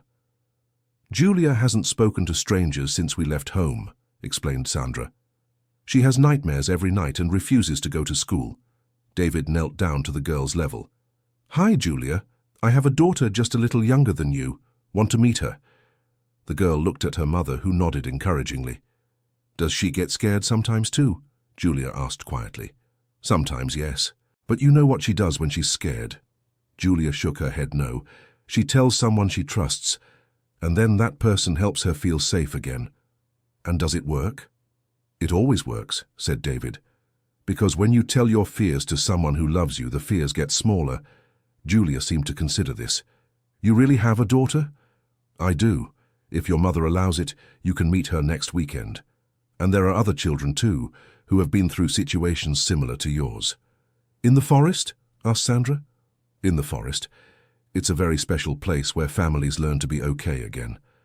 Sandra accepted the suggestion, and the following Saturday, David took Nathan and Emily to meet Julia and Sandra at the cabin. "Hi," said Emily immediately, running to greet Julia. "Do you want to see the chickens? They're really funny." Julia hesitated, but Emily's contagious energy eventually won her over. Within minutes, the two girls were running around the yard, with Nathan patiently explaining how to feed the animals. "It's amazing," said Sandra to David. "I haven't seen Julia smile like that in weeks." "Children heal through play," explained Dorothy, "especially when they play with other children who understand their experiences." During that weekend, Julia gradually opened up. On Sunday afternoon, she was helping in the woodworking shop, creating a small wooden boat under Nathan's supervision. "Uncle David," she said, using the affectionate term Emily had taught her, "can I ask you something?" "Of course." "Were you also scared of your ex-husband?" The question surprised David. Julia had understood he wasn't married to Sandra, but had drawn an analogy to her own situation. "I wasn't scared of a specific person," he explained carefully, "but I was very scared of losing my children."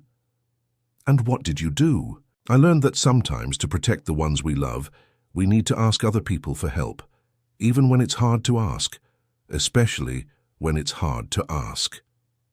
Julia worked in silence for a few minutes, then asked, "Are the people who help you like an extra family?" "Exactly," said David, smiling. "An extra family we choose because we love and care for each other." "Can I have an extra family too?" "If your mother agrees, we would love for you both to be part of our extra family." Sandra, who had been listening to the conversation, was visibly moved. "Julia, would you like that?" "I would," said the girl, focused on her little boat. "But only if Emily agrees to be my extra sister." "I agree," shouted Emily from across the workshop. "I always wanted to have a sister, and I always wanted to have two sisters," added Nathan. Dorothy watched everything with a huge smile. "David," she said quietly, "look around and tell me what you see." David looked. Nathan teaching Julia how to use sandpaper, Emily showing Sandra how to paint wood, Sandra and Dorothy talking about strategies for dealing with childhood trauma, and in the yard, several other children from visiting families playing together. "I see a community," he said. "I see people taking care of each other. And how does that make you feel?" "It makes me feel complete." David paused, searching for the right words. For a long time after Jennifer was gone, I felt as if a part of me had left with her. But now I realize it was just a different part of me that was growing. "What part?" "The part that understands that family isn't just blood. It's choice. It's commitment. It's love in action." Dorothy nodded. "And Jennifer? Do you still feel like you lost her?" David reflected for a long moment. "I miss her every day, I always will, but I don't feel like I lost her completely anymore." "How so?" "Because I see her in every good thing I do with the children. I see her when Nathan shows compassion for someone who is suffering. I see her when Emily hugs a child who is scared. And when you help other families, then I see her even more, because I know that's what she would do if she were here." That night, when they returned to the city, Nathan made an observation that surprised David. "Dad, can I tell you something?" "Always." Sometimes I pretend that Mom is watching us help other families. And how does that make you feel? It makes me feel proud, like she's proud too. Emily, who was half asleep in the back seat, murmured, I do that too. And I think she's happy when she sees us being a big family. David felt his eyes fill with tears, but this time they were tears of gratitude, not pain. You two are amazing, he said. Your mother would be so proud of the people you're becoming. And of you too, Dad, said Nathan. You became exactly the kind of person Mom always said was important to be. What kind? The kind who doesn't leave anyone alone when they need help. 2 years after the day he had fled to the forest, David was sitting on the porch of his house, watching a scene that 2 years ago he could never have imagined. In the backyard, Nathan and Emily were playing with Julia and 3 other children they had met through the cabin project. Margaret and Richard were there too, along with Sandra and 2 other parents who had become part of their extended support network. Dorothy arrived just before dinner, accompanied by her son, Raphael, who had become the co-coordinator of the cabin project. How was the group today? Asked David. 5 new families, replied Dorothy, including a widowed father with an autistic son. I think you'd relate to his story. Why? He's also refusing to accept any kind of help. Thinks he can do everything alone. Raphael laughed. Sounds like someone we know. Hey, protested David, I got over that. You did, agreed Dorothy. And that's why you can help others get over it too. During dinner, which had become a weekly event with about 10 people, the children talked about their days at school. The adults shared challenges and successes from work, and everyone planned the weekend activities at the cabin. Aunt Dorothy, said Emily, now 9 years old, can I ask a question? You always can, dear. If Daddy hadn't run away to the forest that day, we never would have met you, right? Probably not. So do bad things sometimes happen so good things can happen later? The philosophical question from a 9-year-old left all the adults thoughtful. I don't know if bad things happen so good things can happen, said Dorothy carefully. But I know that sometimes we can turn bad things into good things. How? By learning from them and using what we learned to help other people. Nathan, now 14 and visibly more mature, added, It's like this. You don't choose the problems that show up in your life, but you choose what you do with them. Exactly, agreed David. And the best thing we can do with our problems is use them to help other people who have similar problems. Julia, who was now a regular part of the family, raised her hand as if she were in school. I know an example. What? Asked Sandra. When I had nightmares because of my bad dad, Emily taught me to think of good things before going to sleep. And now I teach that to other kids who have nightmares too. Perfect example, said Raphael.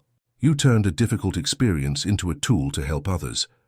After dinner, while the children played in the backyard and the adults talked in the living room, David found himself observing the whole scene with a feeling of deep gratitude. What are you thinking about? Asked Margaret, sitting down beside him. About how strange life can be sometimes. How so?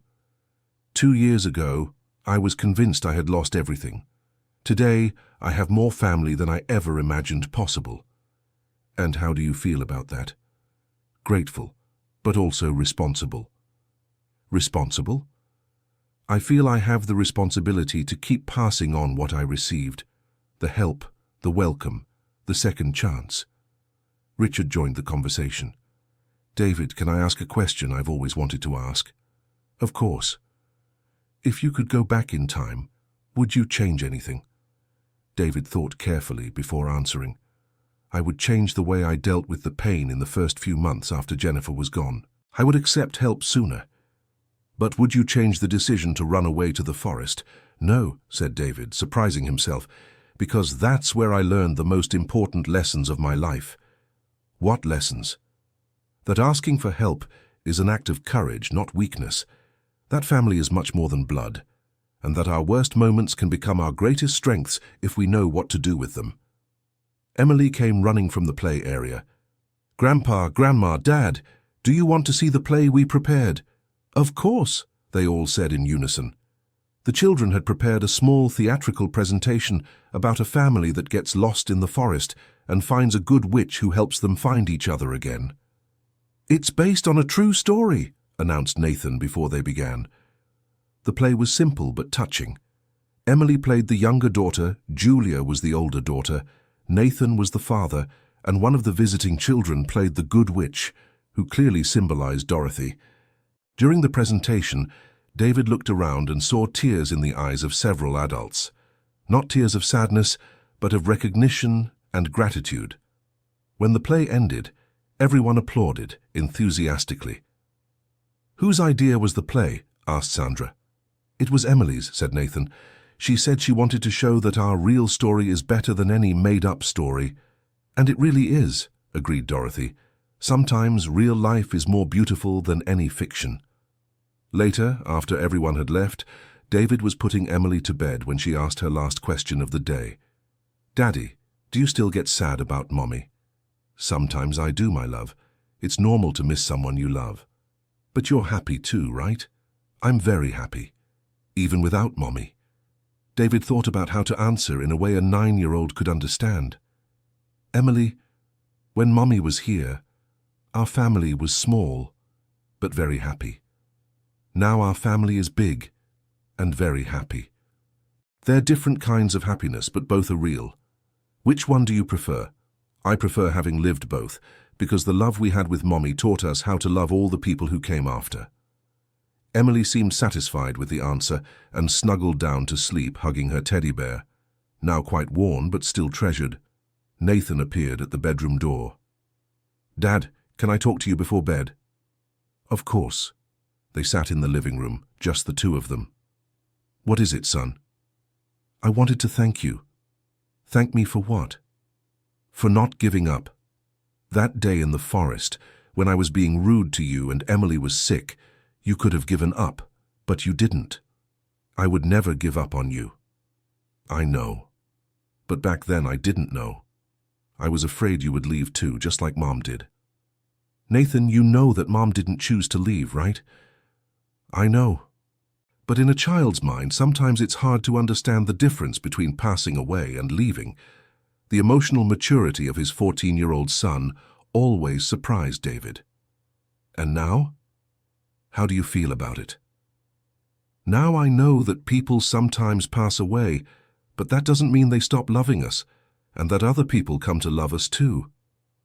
"Very wise. I learned from you, and from Aunt Dorothy, and from Grandpa and Grandma." "And what else have you learned?" "That being strong isn't about never asking for help. It's about knowing when to ask for help." David hugged his son, feeling proud of the young man Nathan was becoming. "Nathan, can I tell you a secret?" "Of course. You and Emily are my greatest teachers. Everything I've learned about being strong, about accepting help, about loving more people, you taught me." "How?" "By seeing how much you loved even when I was confused and scared. That taught me that love is stronger than any problem. And now you teach that to other parents. We try to teach it together, because you are part of it too." "I like helping other families," said Nathan. "It makes me feel useful." "You are much more than useful, Nathan. You are essential." The next morning, David woke up with Emily jumping on his bed. "Daddy! Daddy! I woke up with an idea." "What idea?" "Let's have a party. A big party to celebrate the day we met Aunt Dorothy." David smiled. Emily always had grand ideas. "What kind of party?" "A party at the cabin, with all the families we've already helped and all the ones we're helping now." Nathan appeared at the door, already awake. "That would be amazing," he said. "Like a giant family reunion." "But that's a lot of families," David observed. "I don't know if everyone would fit in the cabin." "Then we do it in the big field next to it," said Emily. "And we ask everyone to bring food and games." The idea took shape, and David realized it wasn't just a child's fantasy. It could truly be a beautiful celebration of everything they had built. During breakfast, he called Dorothy to tell her about the children's suggestion. "I love the idea," she said immediately. "Actually, Raphael and I were talking about doing something similar. It would be a way to show the new families they aren't alone." "Do you think we could organize it?" "Absolutely, especially if we ask each family to help with one part of the organizing." 2 weeks later, the field next to Dorothy's cabin was transformed. Picnic tables scattered across the grass, colourful lanterns hanging from the trees, a large bonfire in the centre, and over 60 people divided between adults and children. There were families who had already overcome their crises and now came just to socialise. Families who were still in the recovery process, and families who had just arrived at the project, still scared and uncertain about the future. "I can't believe this started with you three showing up at my door," Dorothy said to David as they watched the party. "I can't believe it either," replied David. "It feels like a dream." "A very real dream," said Raphael, joining the conversation, "and one that is changing many people's lives." During the party, several people stood up to share their stories. Parents who had regained custody of their children, mothers who had found work and stability, children who had overcome traumas and fears. When it was David's turn to speak, he stood up with Nathan and Emily by his side. "2.5 years ago," he began, "I was convinced I had lost everything that mattered in life. I thought I was an inadequate father, that I was failing my children, that I was alone in the world." He paused, looking at all the families present. "Today I look around and see that I not only found a new family, I helped create an entire community based on love, mutual support, and second chances." Applause echoed across the field. "But the most important lesson I learned," David continued, "wasn't about me. It was about what happens when we stop being afraid to ask for help and start offering help to others." "What happens?" someone from the audience shouted. "We discover we are much stronger together than we ever could be alone." Emily took the microphone from her father's hands. "And we discover that love never runs out. The more people you love, the more love you have to give." The girl's simple but profound observation drew laughter and more applause. Nathan also wanted to speak.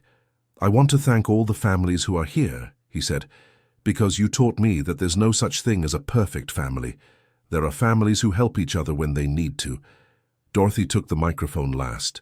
"When I came to live in the forest, I thought I was running away from life," she said. "But now I realize I was preparing for the most important part of my life, which is helping families find their way back to each other." She looked directly at David and the children.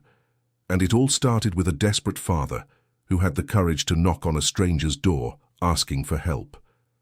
And it all continued," Raphael added, "because that stranger had the courage to open the door." The party continued late into the night. Children ran across the field with flashlights playing tag. Teenagers played guitar around the campfire. Adults talked in small groups, exchanging experiences and support. David found a quiet moment with Sandra, who had become one of the project's most active volunteers. "How are you feeling?" he asked. "Grateful," she replied. "A year ago, Julia and I were hiding in a temporary shelter with no idea what our future would be like. And now we have our own home, I have a job I love, Julia is doing well in school, and we have a chosen family who loves us.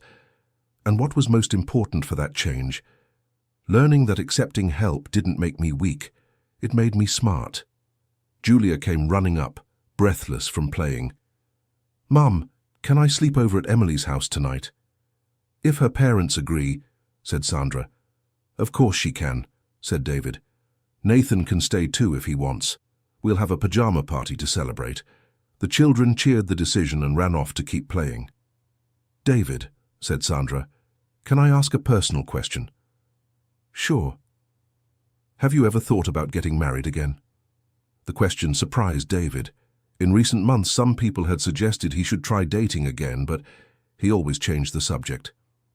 "I think about it sometimes," he answered honestly, "but I don't feel like I'm actively looking for it." "Because of Jennifer?" "Partly, but also because my life is so full now that I don't feel like anything is missing. And if someone comes along who wants to be part of this life we've built, and if the children like her, I'll consider it." "Have they asked about it?" "Nathan asked once if I didn't get lonely. I said that sometimes I miss having an adult companion, but that I don't feel alone." "And Emily?"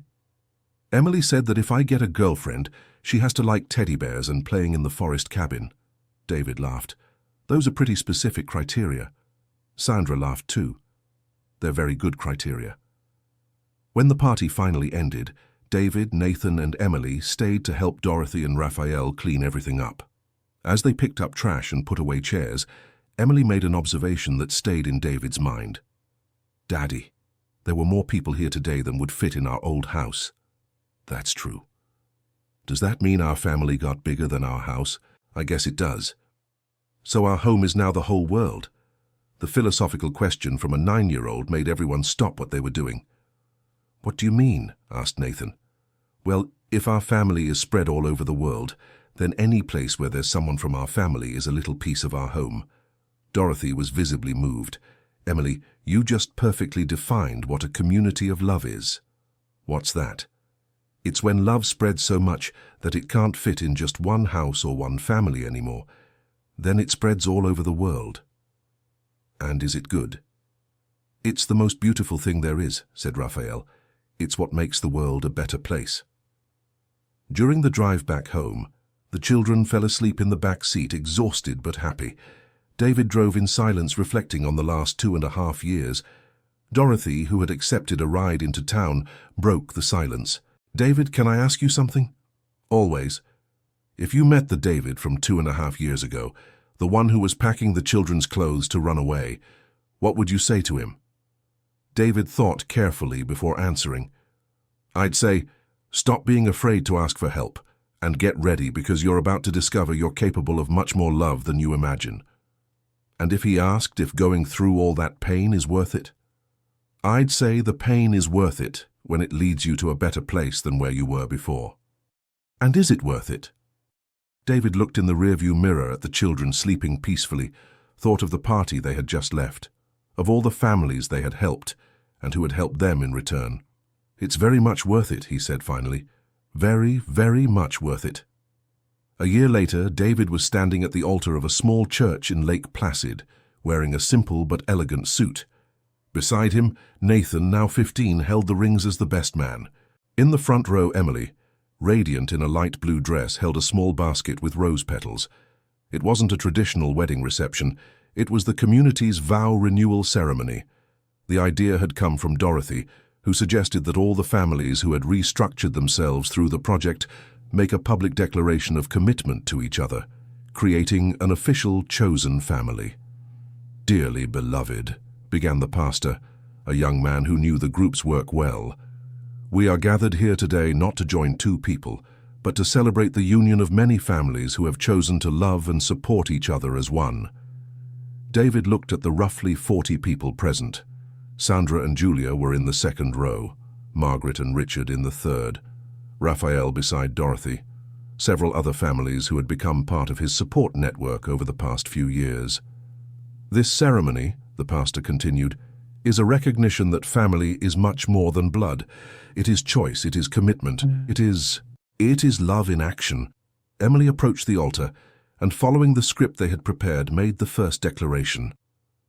"On behalf of all the children," she said in a clear, confident voice, "we promise to love our parents even when they make mistakes, because we know they love us even when we make mistakes too." Nathan joined her. "On behalf of all the older children," he said, "we promise to help care for the younger ones and support our parents when they need it." Sandra stood up from the audience to represent the mothers.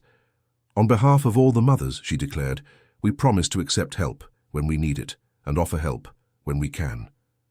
Christopher, the first father David had helped, represented the fathers. "On behalf of all the fathers," he said, "we promise to never again try to carry our burdens alone." Margaret and Richard stood up together. "In the name of all grandparents," they said in unison, "we promise to support our children and grandchildren, not by trying to control, but by offering unconditional love." Dorothy approached the altar to make the final declaration. "In the name of all who have experienced loss," she said, with tears in her eyes, "we promise to use our pain to heal the pain of others and our experience to guide those who are still lost." The pastor smiled at the entire congregation. "Now, David Harrison, as the first member of this extended family, would you like to make a statement on behalf of everyone?" David took a deep breath. He had rehearsed this moment, but now the words that came out were straight from the heart. "3 years ago," he said, "I was convinced I had lost my family. Today, I realize I lost nothing. I simply discovered that family is infinitely larger than I ever imagined. He looked directly at Nathan and Emily. I promise my children that I will never again try to be a perfect father alone. Instead, I will be a loving father in community. He turned to Margaret and Richard. I promise Helena's parents that I will honor her memory by being the son-in-law and father she would have wanted me to be. To Dorothy, I promise the woman who taught me that asking for help is an act of courage, that I will never forget that lesson, and that I will pass it on to anyone who needs it. And finally, to the entire congregation. I promise all of you that our story does not end here, that we will continue growing, learning, and welcoming new families into our circle of love. And with that, declared the pastor, I proclaim you a chosen family, united not by law or blood, but by love and mutual commitment. The congregation erupted in applause. Emily ran to hug her father, followed by Nathan. Dorothy joined the hug, then Sandra and Julia, then Margaret and Richard, until it became one giant collective embrace. 6 months after the ceremony, David was sitting in his office when he received an unexpected call.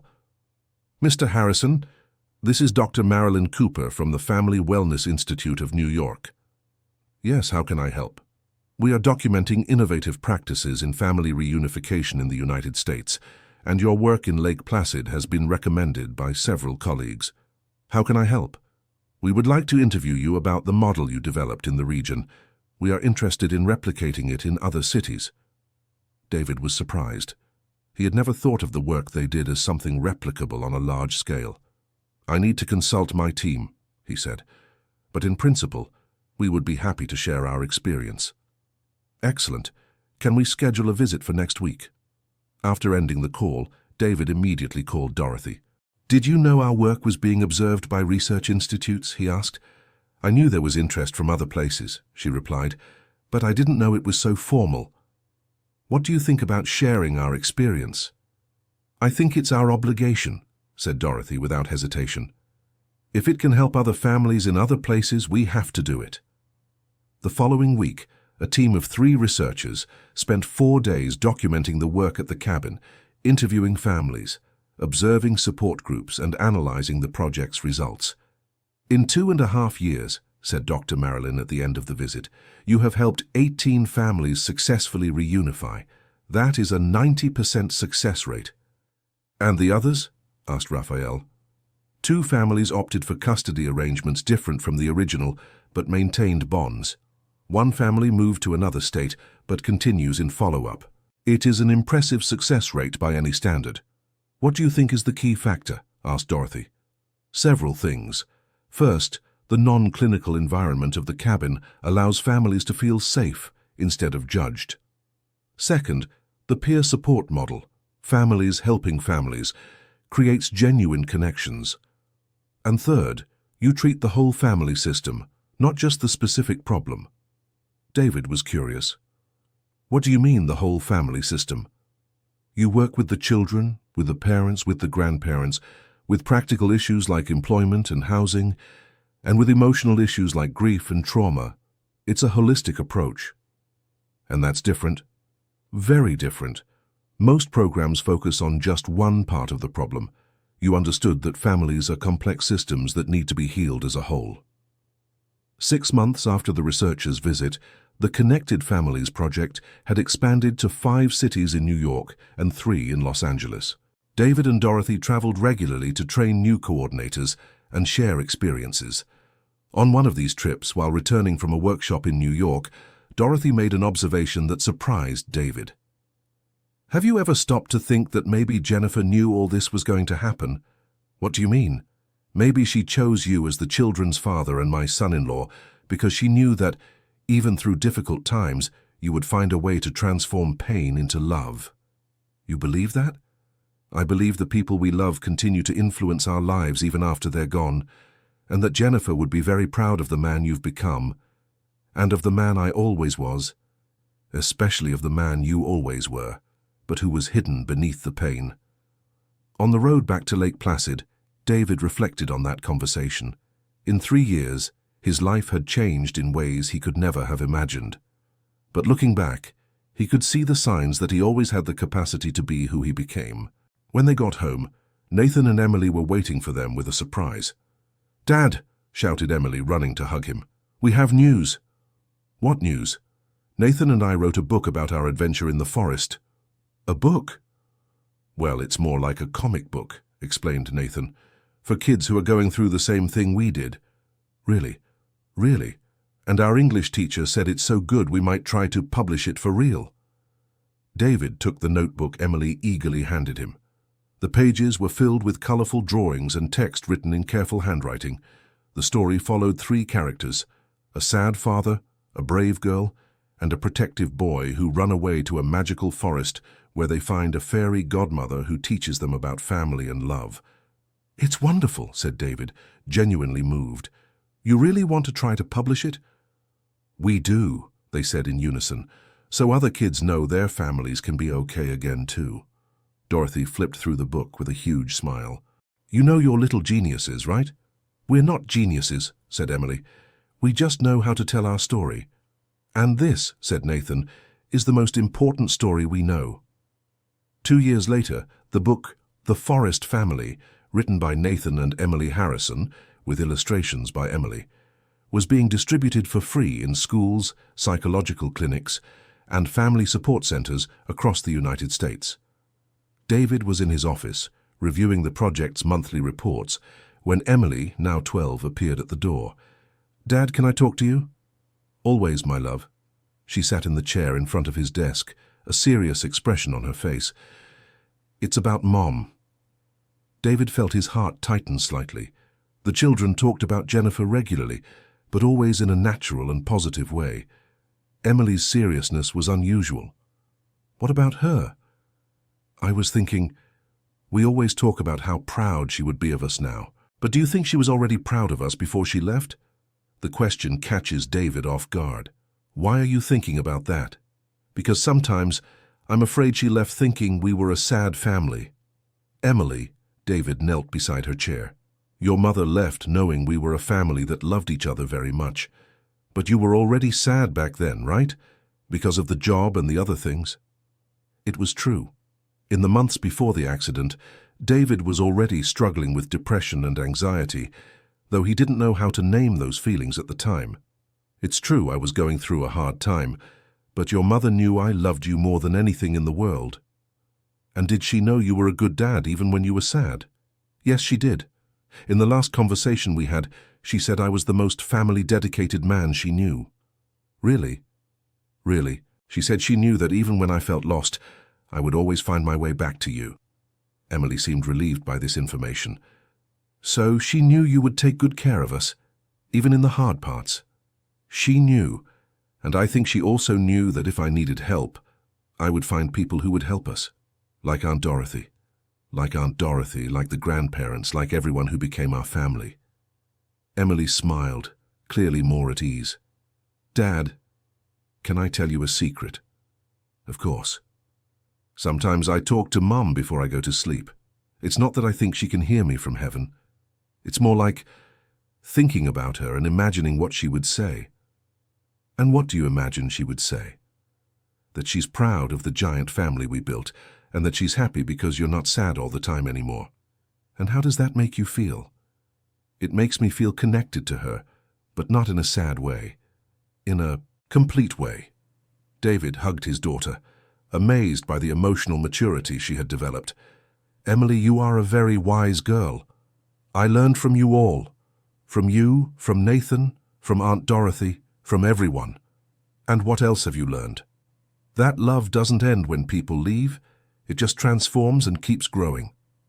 That night, during the weekly family dinner that now regularly included about 15 people, Emily shared her conversation with her father. "I wanted everyone to know," she said, "that our family started with love, went through sadness, but continued with even more love." Sandra, who had become almost a second mother to Emily, was moved. "What a beautiful message, sweetheart."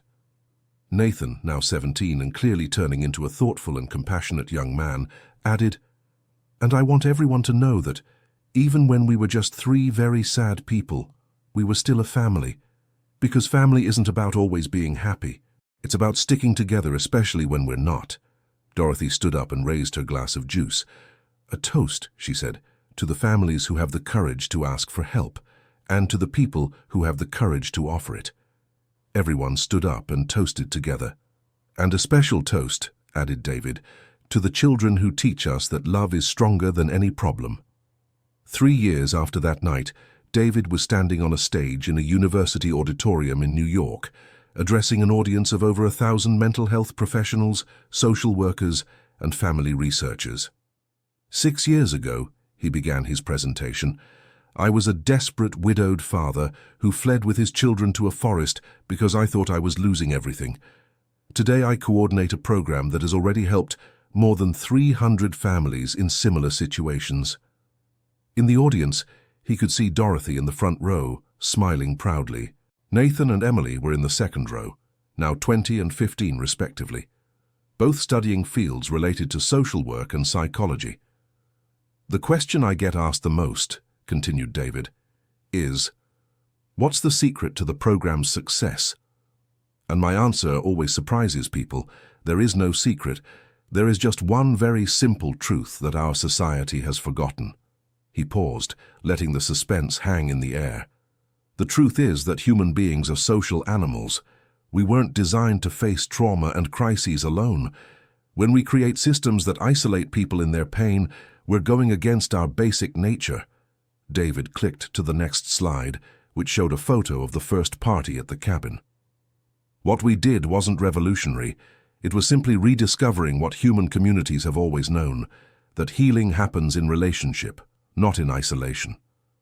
After the presentation, during the Q&A session, a young social worker raised her hand. Dr. Harrison, she said. David had received an honorary degree from the university the previous year. How do you replicate this model in a large urban area where people don't have access to a cabin in the forest? Excellent question, replied David. And that's exactly what we're testing in New York and Los Angeles. The cabin isn't essential. The essential thing is to create spaces where families feel safe, not judged. It can be a community center, a park, even a school on weekends. An elderly psychologist asked, and how do you ensure that the families don't become dependent on the support system? Great question. The goal was never to create dependency, but rather healthy interdependence. The families that graduated from the program don't leave completely. They become support for new families. It's a virtuous circle. Dorothy raised her hand. May I add something? David smiled. Of course, Mrs. Dorothy can always speak. What David didn't mention is that he himself is the best example of how this works. He began as someone receiving help, but quickly became someone providing help, and that transformation is available to anyone who is willing to do the work. After the conference on the drive back to Lake Placid, Nathan made an observation that stayed with David for weeks. Dad, did you realize that during that whole presentation, you never mentioned how hard it was for you to accept help in the beginning? That's true. Why do you think that happened? I think it's because now that part of the story is less important than what you learned from it. Emily, who was studying in the back seat for a college entrance exam, looked up from her books. It's like that scar you have on your knee, Dad. You don't really think about how you got it anymore. You just know it's part of your story. The comparison struck David as particularly insightful. Exactly, he said. The hard parts of our story just turned into simply parts of our story.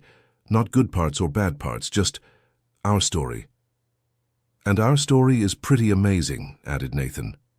It really is, agreed Emily. I mean, how many people can say their life got infinitely better after their dad ran away with them to a forest? Everyone laughed, but David noticed there was truth in the absurdity of the statement. You know what? He said. Our story really is amazing. Not because it was easy, but because it demonstrates that human beings are incredibly resilient when they have support. And it also demonstrates, added Dorothy, that sometimes when you think you've lost everything, you actually discovered that everything is much bigger than you thought. End of story. Now tell us what you thought of this story and where you're watching from. If you have something to share with us, leave it in the comments with sincere words. Do you believe David made the right decisions in accepting help? We'd love to read your opinion. Thank you so much for your company. Don't forget to leave your like and, more importantly, subscribe to the channel so you don't miss other moving stories.